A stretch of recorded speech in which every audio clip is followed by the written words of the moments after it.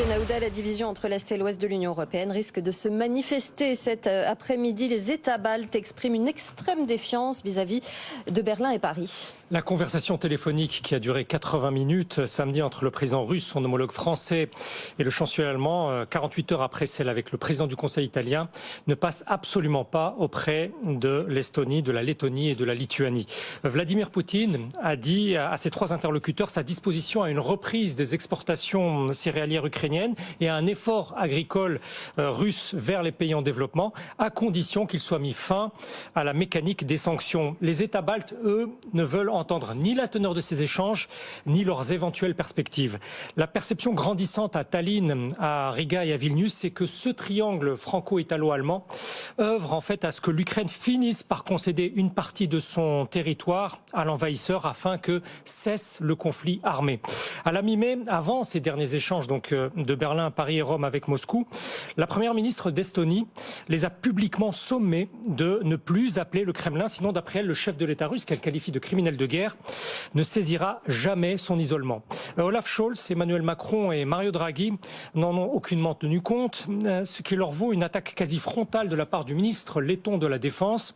Voici ce qu'il dit: il semble qu'il y ait un certain nombre de soi-disant dirigeants occidentaux qui possèdent un besoin explicite d'auto-humiliation combiné à un détachement total de la réalité politique. Fin de citation. Et d'ailleurs, contrairement à notre expert que nous recevions il y a quelques minutes, je crois que vous êtes beaucoup plus pessimiste, vous, Benahouda, sur ce front politique qui s'ouvre entre une partie des ex-colonies soviétiques et l'ouest de l'Europe. Oui, parce qu'on va au-delà de l'accusation qui dépasse celle de l'aveuglement, de l'hypocrisie ou de la lâcheté.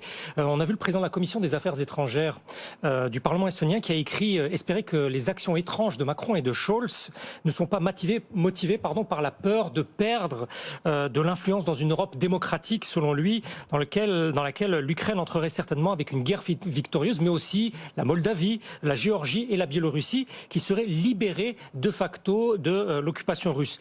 Il y a tout un discours qui s'installe d'un déplacement du centre de gravité stratégique, politique, géopolitique de l'Europe vers l'Est, et même un déplacement du centre de puissance sous l'impulsion de ce qu'on appelle l'anglosphère, c'est-à-dire les États-Unis et le Royaume-Uni. Alors dans cette optique, le concept d'autonomie stratégique européenne qu'a développé le président français s'est vidé de sa substance auprès de ces nouveaux venus dans l'Union. Pour eux, cette autonomie n'aurait éventuellement de sens qu'en fermant tout canal de dialogue avec le Kremlin. Alors cette volonté radicale étrangère aux capitales comme Berlin, Paris et Rome repose sur la conviction que si l'Ukraine perd, ce sont les pays baltes qui seront les prochains. Le ministre letton de la Défense a eu cette phrase: l'Ukraine mène aussi notre guerre.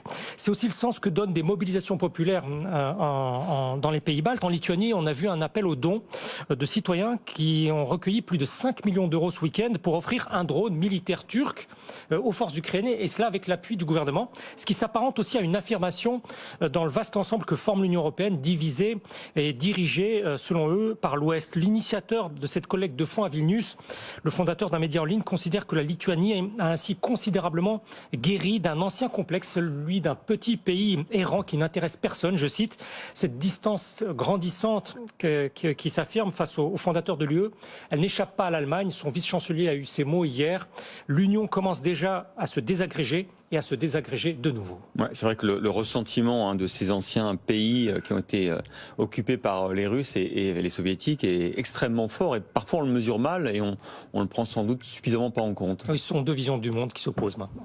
Merci Benahouda. Tout de suite, c'est le journal 7h30.